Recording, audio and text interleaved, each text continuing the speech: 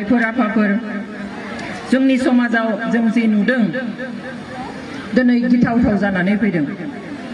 जोंनि फिसाफ्रासो दिनै बिमा बिफाखौ सालायनो नागिरो समाजखौ सालायनो नागिरो किन्तु फिसायानोसै जेसां रोंब्लाबो बिमानि सायाव थांनो हाया बिफानि सायाव थांनो हाया नाथाय दिनै जों नुदों दिनै फरायसा आफाद खालामबानो गावसोरबो बयनिख्रुइबो रोंसिन होननानैबो सानो दिनै बिसायख'थिफ्राव जों बिसोरनि जों इन्टारफेरेन्स नागिरा फरायसाया फरायसाहैनो थाथों फरायसा संगठनैनो थाथों जों बेखौ लुबैयो दिनै दुलाराय बर' फरायसा आफादनि साफ्रोमबो सोद्रोमाया UPPL खौ सापर्ट खालामथारनांगौनि बाथ्रा नङा नाथाय संगठनैनो जुदि मोनसे राजखान्थि हान्जाखौ सापर्ट खालामनांगौ जायोब्ला बेयो दुखुनांथाव जायो नाथाय दिनै जों नुदों जायफ्रा उन्दै गथ'फोर UPPL नि जानानै ओरैबायदि ससियेल मिडियाफ्राव बाथ्रा लिरो जायफोरखौ जों नायजाया फरायजाया खोनासंजाया जाय गथ'फ्रा गावनि फैसाजों मबाइल दिनै बायनो हाया बिमा बिफानि फैसा लानानै एन्ड्रइड मबाइल बायो आरो समाजनि जि माबाखौहाय आबहावाखौ गुबुंले खालामगासिनो सोर दैदेनदों बेफोर गथ'फोरखौ दिनै बेयावहाय बेफोरबादि सानस'नो हायै उन्दै फिसाफोरजों दैदेनजानाय पार्टिखौ जों माबादि सायख'नो आइफोर आफाफोर सायख'जागोन नामा जों जेरावहाय दिदोमथि गैया जेरावहाय मोजां साननाय गैया जेरावहाय खालि गरम जेरावहाय खालि जुर जलम जेरावहाय खालि सोंखारिनाय दिनैनि 25 बोसोरिया सेंग्राब्ला दिनै जायहा 25 बोसोर जादों बेहा बे गथ'आ जेब्ला BTC सुक्ति जादोंमोन 17 बोसोरनि आगोलाव खै बोसोरमोन 8 बोसोरल' बे मा नुदों बर'नि दावहा बर'नि नांनाय बर'नि जुजिनाय जायनि थाखाय बे बुङो जोंल'सो मावदों दिनैनि 30 बोसोरिया सेंग्राया 17 बोसोरनि आगोलाव BTC सुक्ति जाब्ला खै बोसोरमोन आइफोर आफाफोर खालि 13 बोसोराव क्लास 7 ना 8 गिदिराव थांदोंब्लाथ' क्लास 6 फोर जानो हाबावगौ थ' बिसोर मा सानदों बे समाव राजखान्थिनि र'खौबो मिन्थिया सोर मा मावदों बेखौबो मिन्थिया दिनै बेनिखायनो गेदेर मिन्थिया लिडार मिन्थिया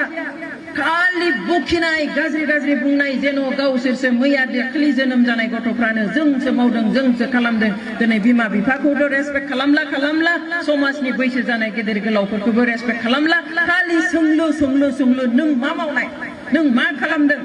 नों सोर नोंहा मा मोन्थाय दङ बेफोरबादि कुइसन सोङै दिनै जोंनि समाजखौ लेथ्रा गुबुंले खालामदों आइफोर आफाफोर आरो बेखौनो जों कन्टिनिउ खालामनो होबाय थायोब्ला गावसोरानो दिनै 10 बोसोरनि उनाव 15 बोसोरनि उनाव जेब्ला रायजो सालायनो गोनां जागोन जेब्ला बेबस्था सालायनो गोनां जागोन अब्ला हारिखौ बे ओनसोलखौ खोमसियाव लांगोन बेनिखाय आइफोर आफाफोर जों खालि इलेक्शननि थाखाय नङा खालि बिसायख'थिनि थाखाय नङा खालि भट मोननो थाखायल' नङा जोंनि इयुना माबादि जागोन जोंनि इयुन जोलैखौ जोङो माबादि मोनसे दिदोमथि गोनां राजखान्थि होलांनो हागोन मोजां मोनसे फिउचार होलांनो हागोन बेखौबो जों दिनै साननो नांगोन दिनै फोलानायजों इलेक्शन खालामबा मा जानो गाबोनथ' बेयावनो थागोन ना इलेक्शन जोबखांनानै दिनै जिबायदि नंखाय बाथ्राफोरखौ बुंनानै दिनै भट बिदों ओरै खालामगोन ओरै खालामगोन होननानैहाय थगायलाबायदों गाबोनलाय बहा थांनो बेयावनोथ' थागोन ना गासैबो बेयावहाय जोङो सैथोनि सायाव बिथा खालामनानैसो जोङो राजखान्थि गेलेनो नांगोन राजखान्थिया सुबुंखौ सिबिनायनि मोनसे गिदिर खाबु बे खाबुखौ लानांगोन आं बेनिखायनो बुंदों आंनि जितु पार्सनेल बेकग्राउन्ड बे जाबाय आङो 28 बोसोर आङो हारि सिबिबोनाय समाज सिबिबोनाय आंनि बे जितु मोन्दांथि बे दङ आरो आं 26 बोसोर फोरोंगिरिमोन बरमा कलेजाव बिनि मोन्दांथि फोरोंगिरिनि जि मोन्दांथि आंनाव बे दङ आरो 22 बोसोर बिमा जानायनि आंहा 22 बोसोरनि फिसा दङ 22 बोसोर आंनि बिमा जानायनि मोन्दांथि दं सासे समाज सिबियारि हिसाबै सासे फोरोंगिरि हिसाबै सासे बिमा हिसाबै जों इनायखौ मालाबाबो आं जायगा होनो हानाय नङा दिनै कारापसननि खोथा बुंदों कारापसन दङब्ला नुदोंमोनब्ला थांनाय 17 बोसोराव मानो बै समावनो बुङासै जै समाव जानाय जै समाव नुनाय जै जायगायाव जानाय बेयावनो बेखौ होबथानो हायोमोन जेब्ला नुदों नों हायाखै जोंहा गोबां ससियेल संगठन दङ बिसोरनो खिन्था अफिसारनो खिन्था बेबोनोबो हायाखै बेजोंबो जायाखै पुलिसनियाव थां कमप्लेन खालाम नाथाय 17 बोसोर मानो नेखो 15 बोसोर मानो नेखो कारापसननि खोथा बुंनो बेवहाय बेफोरखौ ओरैनो मानसिखौ मिसलिड खालामनो थाखाय बुंनाय बाथ्रा मोनसे खोथाखौ अफ कोर्स जों बुङो जे जुदि माबा मोनसे गोरोन्थि जादोंबा बिपिएफआ थांनाय 15 बोसोराव जागोन मानोना खामानि मावदों जेब्ला खामानि मावो अब्ला गोरोन्थि जाखायो सोरबाया बाथ्रा बुङोब्ला बे बाथ्रायाव मालाबा गोरोन्थि बुंफ्लाङो थिग बेबादिनो खामानि मावोब्ला बांसिन जेब्ला खामानि मावलांगोन गिदिर खामानि मावलांगोन अब्लानो मा जालांगोन गोरोन्थि जालांगोन नाथाय बेफोर गोरोन्थिखौ फोसाबनायनि राहा दङ लामा दङ बेनिखायनो आं नोंथांमोनखौ खावलायो फै जों ज'है बिपिएफखौ आरो खनसे जोङो मा खालामनि गोहोआव लाबोनि माबाफोर गोरोन्थि जादोंबा जों ज' जानानै जायगायावनो रायज्लायनानै मिन्थिहोलायनानै सावरायलायनानै जों बेफोरखौ फोसाबनानै ज'है बे बिटिसि हालामनि गासैबो मानसिनि जौगाथायनि थाखाय जोङो खामानि मावलाङो आं आसा खालामो नोंथांमोना बयबो मदद होगोन दिनै फोसावनाय जादों जे इउपिपिएलआ देरहायोब्ला 1 लाख न'खरनो न' होगोन आरो न'खरफ्रोमनोबो मा साख्रि होगोन बे सम्भब नामा दिनै भारत हादराव कर'नानि थाखाय 1 कोटि मानसिया साख्रि गोमाबाय दिनै आसामनि लाख सेंग्राफ्रा कर'नानि थाखाय साख्रि गैयि जानानै